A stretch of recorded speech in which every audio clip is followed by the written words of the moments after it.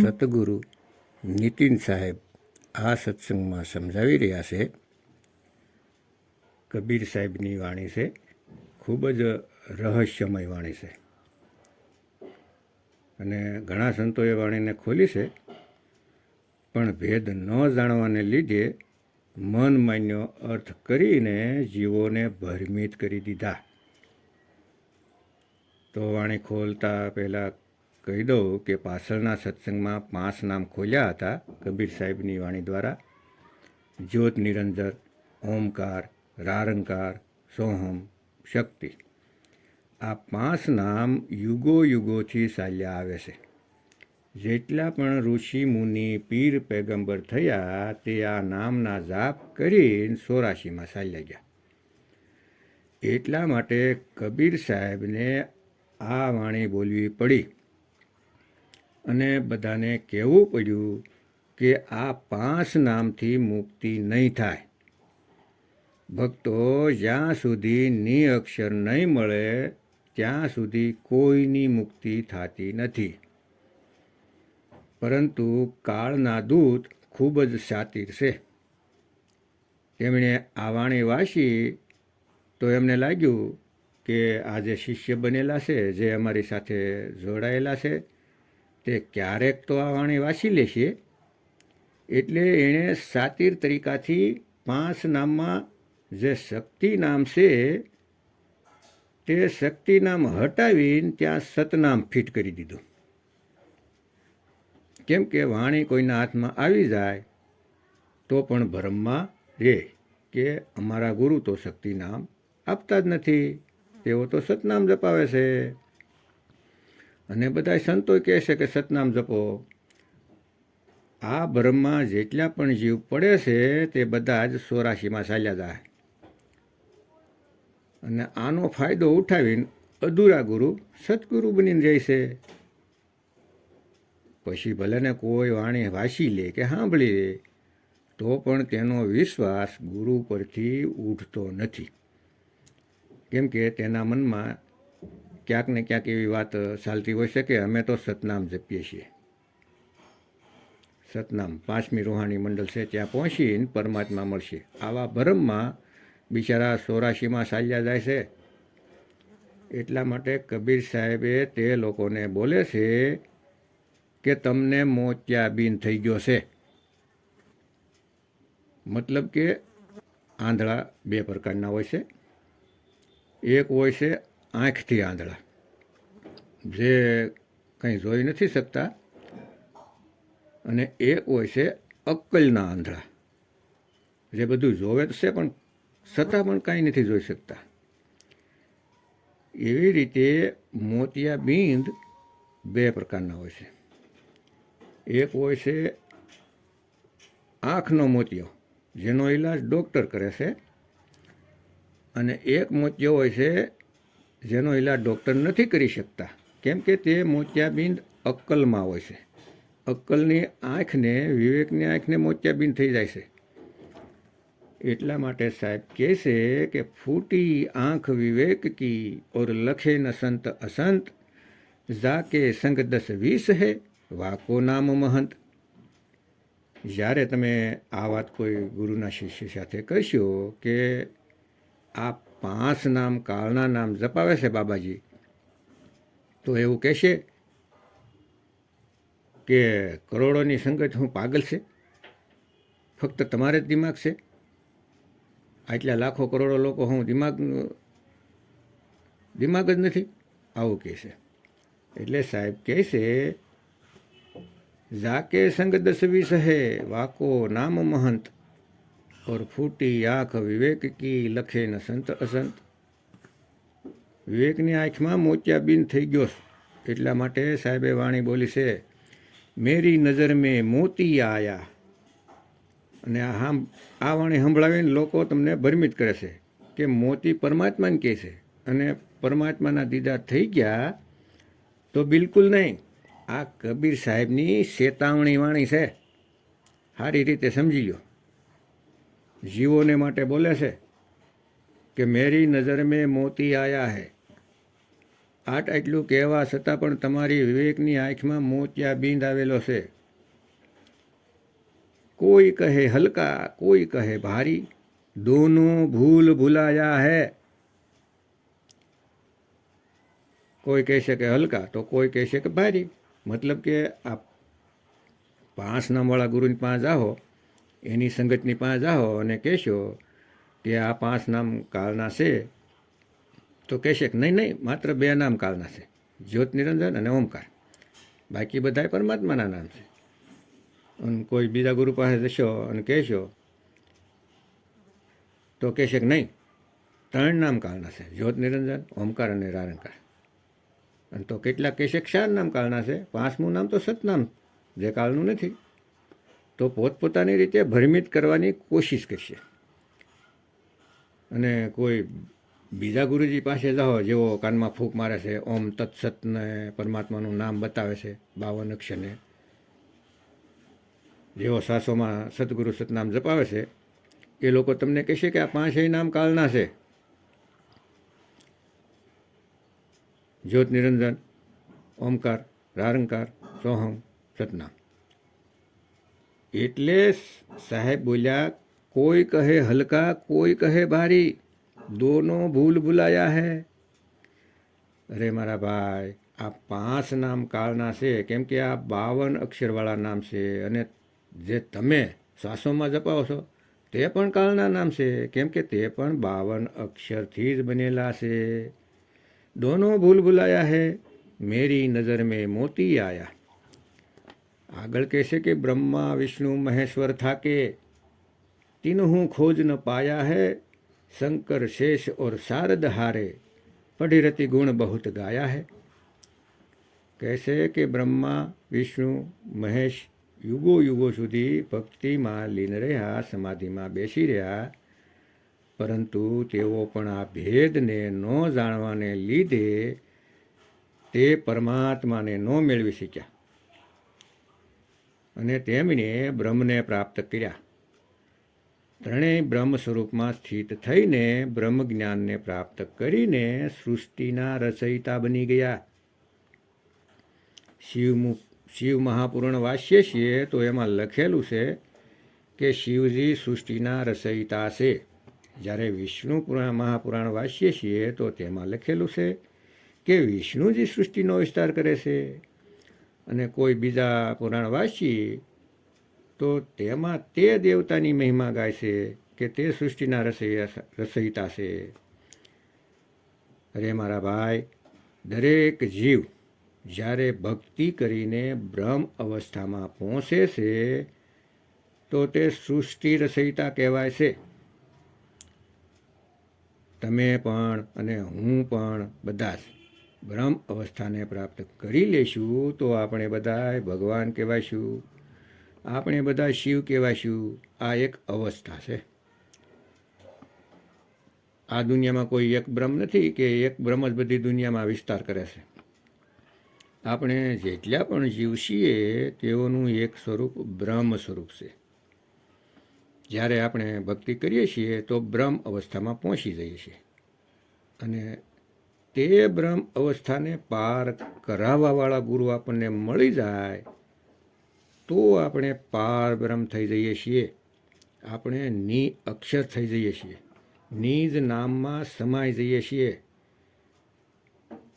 પરંતુ કાળ ભગવાને દરેક વસ્તુની નકલ બનાવી રાખી છે.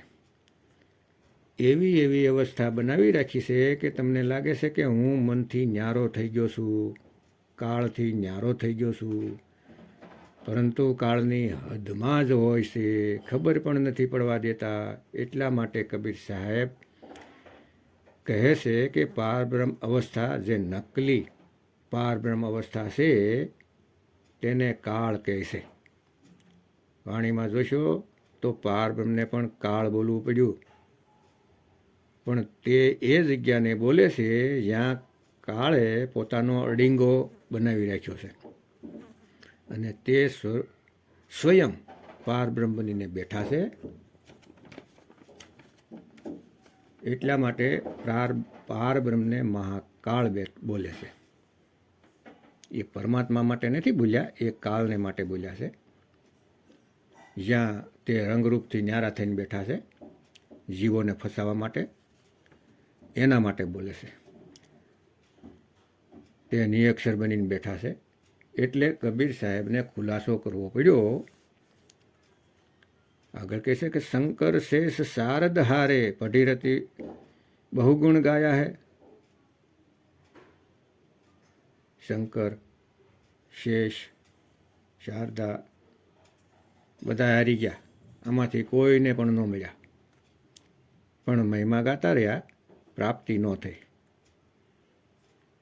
આગળ કહે છે કે હે તિલ કે તિલ ભીતર વિરલે સાધુ પાયા હે, સહુદલ કમલ સાંજે ઓમકાર દર્શાયા હે. હે તિલ કે તિલ ભીતર વિરલે સાધુ પાયા હે, સહુદલ કમલ ત્રિકુટી સાંજે ઓમકાર દર્શાયા. એટલે કે જે લોકો તિલ કે તિલ એટલે કે ઈંગલા પિંગલા સુષમણા નાડીને સાધે છે, ત્યાં ખૂબ ઓછા સાધુ જઈ શકે છે. લાખો કરોડમાં કોઈ વિલા હોય એ સૂક્ષ્મણા નાડીને ખોલી શકે છે. ત્યાં જઈને ઓમકાર અવસ્થાને પ્રાપ્ત કરે છે અને ઓમકારમાં સ્થિત થઈ જાય છે. આગળ કહે છે કે રારંકાર પદ શ્વેત શૂન મધ્ય સટદલ કવલ બતાયા હે, પાર બ્રહ્મ મહાશૂન મંજારા સોઈની અક્ષર રહાયા હે. તો અહીં સાહેબ કહે છે કે અંદર જઈને જે પારબ્રહ્મ મહાશૂન, જે કાળની નકલી અવસ્થા છે, ત્યાં જઈને જીવને એવું લાગે છે કે હું પારબ્રહ્મ પરમાત્માને મળી ગયો, અને તે અવસ્થાને નિઅક્ષર સમજવા લાગે છે કે મને નિઅક્ષર નામ મળી ગયું. આ જ ભરમજાળ છે ભક્તો. આ કાળે દુનિયા બનાવી છે, અને માયાએ નકલી સતલોક, અલખલોક, અનામી લોક બનાવ્યા છે. આ બે અક્ષર જ્યોત નિરંજન, જ્યોત મતલબ શેરાવાલી અને નિરંજન મતલબ અલખ નિરંજન, જેને કાળ કહે છે, મન કહે છે. આ બંનેને બે અક્ષર સાબિત કરીને 4 શબ્દ બતાવી દીધા, પણ સાહેબે બિલકુલ ખંડન કરી દીધા. આ તે બે અક્ષર નથી. સાહેબ કહે છે 52 અક્ષર જોરે યાન, સકિયાના અક્ષર 1 પૈસા. તે 52 અક્ષરથી ન્યારા નિજ નામ છે, જેની મદન સાહેબ, નાનક સાહેબ, કબીર સાહેબ વાત કરે છે. નાનક સાહેબ કહે છે કે જે તું પઢિયા પંડિત, 2 અક્ષર 2 નામા, પ્રણવત નાનક એક લંગાએ, જે કર સત્ય સમાવા. કહે છે કે હે જીવ, જો તું સત્યને પ્રાપ્ત કરવા માગતો હોય તો 2 અક્ષરનો ભેદ બતાવવાવાળા ગુરુની પાસે જા. તેઓ બંનેમાંથી નકલી અક્ષર છોડાવી દેશે અને અસલી અક્ષરનો લખાવ કરી દેશે. કહે કબીર અક્ષર દો ભાગ, હોગા ખસમ તો લેગા રાખ. ત્રીજા અક્ષરનું તો ક્યાંય જિકર પણ નથી, વાત પણ નથી. જે પણ ત્રીજા અક્ષરની વાત કરે છે તેને તરત જ છોડી દેવા જોઈએ, કેમ કે તે અક્ષર અને શબ્દમાં પણ ફરક નથી જાણતા. તેઓ તમને અક્ષરના નામે શબ્દ પકડાવી દેશે.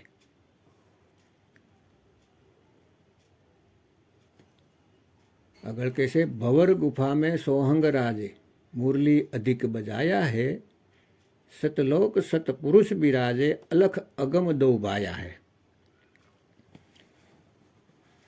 અહીંયા ક્લિયર કરી દીધું કે ભંवर ગુફામાં સોહંગની ધૂન ચાલે છે, ઝેપા વગર. તેને મોરલી જેવી બતાવે છે, કેમ કે મોરલી શ્વાસોથી ચાલે છે, વાંસળી હવાથી વગાડી શકાય છે. વાયુ તત્વ આપણા શરીરમાં આવે જાય છે. શ્વાસોમાં સોહંગ ધૂન, તેને જે સાધુ સાંભળશે તે સત્પુરુષને મેળવશે, અને તેની આગળ જઈને અગમ પુરુષ, અલખ પુરુષ મેળવશે. તો આગળ બોલે છે પુરુષ અનામી સબ પર સ્વામી, બ્રહ્માંડ પાર જો ગાયા હે, એટલે કે સતલોક છૂટી ગયો, અલખલોક છૂટી ગયો, અગમલોક છૂટી ગયો, ત્યાર પછી અનામી લોક પહોંચી ગયા.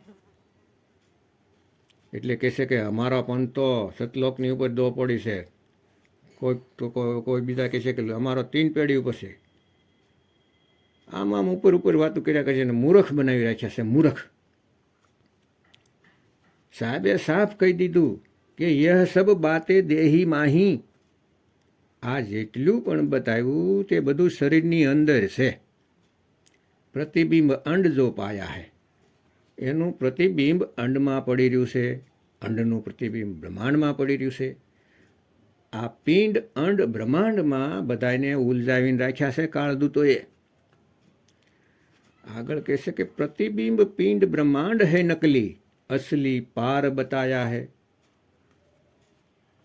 એટલે કે આટલી મહેનત કરીને કરોડોમાંથી કોઈ વિલ્લા અહીં પહોંચે છે, તે પણ કાળઝાળમાં છે, કોઈ પાર નથી થઈ શકતા.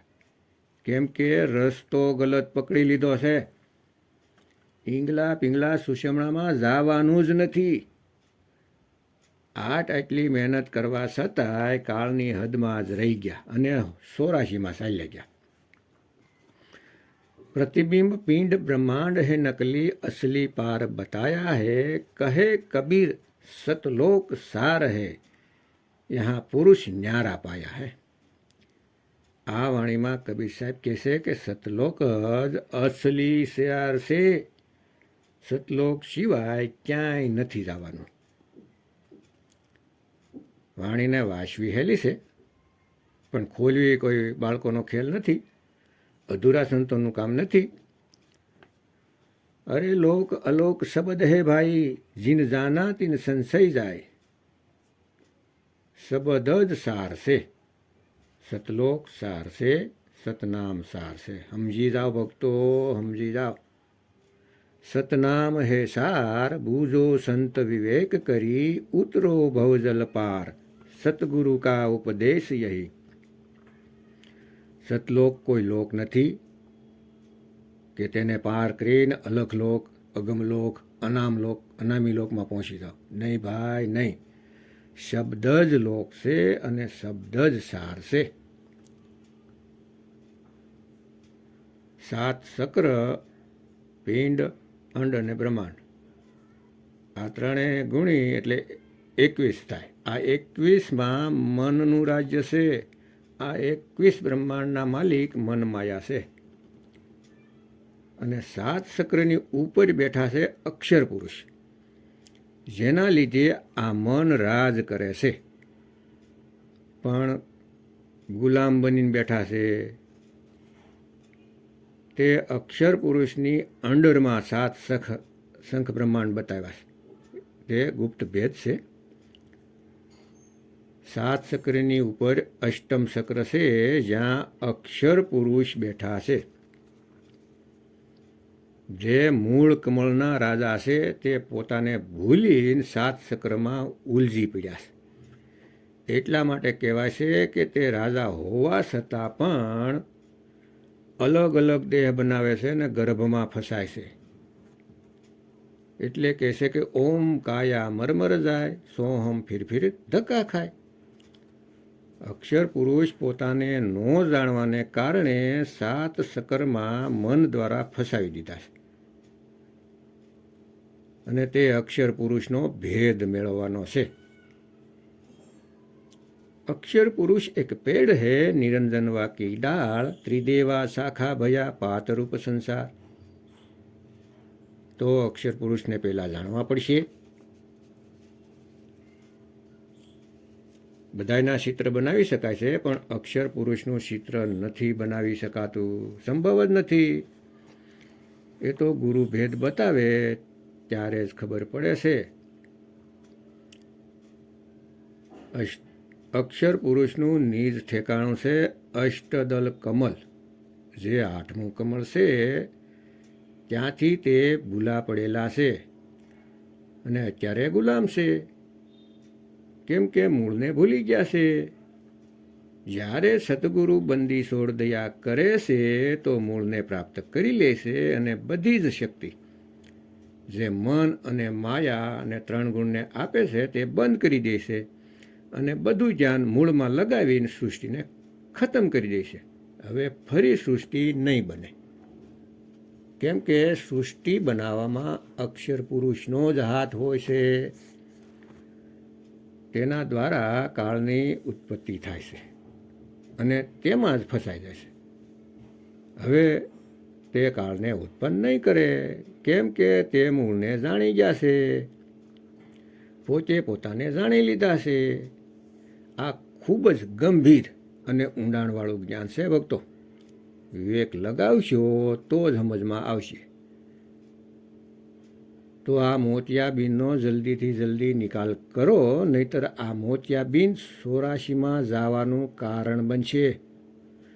વસ્તુ કहीं ઢૂંઢે કहीं कैसे લાગે હાથ, ગુપ્ત વસ્તુ તબ મિલે જબ ભેદી લીજે સાથ. જ્યારે કોઈ ભેદી ગુરુ જીવનમાં આવે છે તો મુક્તિ દૂર રહેતી નથી. પોતાનું નિજ સ્વરૂપ પ્રાપ્ત કરવું દૂર રહેતું નથી, પણ વિવેક તો લગાવવો જ પડશે. ભેદી ગુરુ તમને એ રસ્તો બતાવે છે, સાલ બતાવે છે કે કઈ રીતે જવાનું છે. તો યુટ્યુબમાં કહત કબીર સુનોભાઈ સાધો ચેનલ પર નીતિન સાહેબના સત્સંગ સાંભળો, વારંવાર સાંભળો અને પોતાનું અમૂલ્ય જીવન માનવ દેહ જે મળ્યો છે તેનો ઉદ્દેશ્ય પ્રાપ્ત કરો. જય ગુરુ નીતિન સાહેબ, જય ગુરુ વૈરાગપતિ સાહેબ, જય ગુરુ મદનપતિ સાહેબ, જય જય મુક્તિના દાતા કબીર સાહેબની જય.